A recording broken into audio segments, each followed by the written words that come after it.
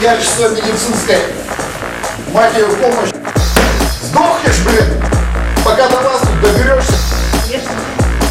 А ты тоже вверх снимай. Ладно, тебе, ложись вместе, полежи. Нормально себя ведите, вы же побить находитесь. Нет, я поехал.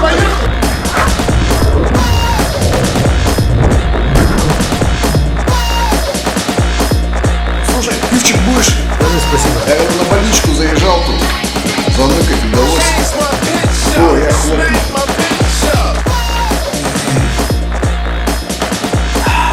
Ежемесячно подоходные люди платят.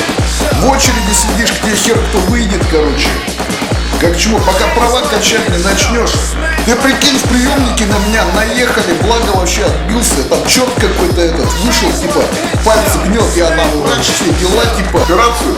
Да хрен его знает, что вообще они там сделали. Может вообще там, блин, что-то неправильно туда-сюда пришили. Это ты говоришь. Я был в Америке и много сломал. И там, представляешь, вот такая операция, как у тебя, стоит $2500. Если не веришь, я сейчас позвоню. Откуда такие цены вообще с потолка? The money you earn, you pay taxes. So if I go to the healthcare, I have to pay 150 crowns. Every week I have to do that. And how much costs room?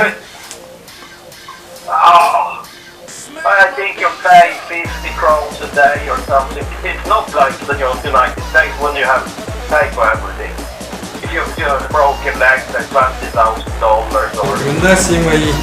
Идете завтра в тампон, подальничное лечение. Выздоравливайте. Сам не хворай, лепила. А за приемник ты мне ответишь еще. Если я еще... На вас поступило заявление пациента Кислова. Вы обвиняетесь.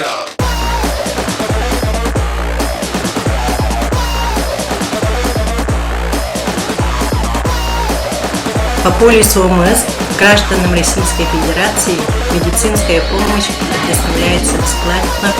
Например, если в Америке лечение голени составляет около $10 000, то у нас пациент в условиях круглосуточного стационара такую медицинскую помощь получает бесплатно, но это государству обходится около 120 000 рублей.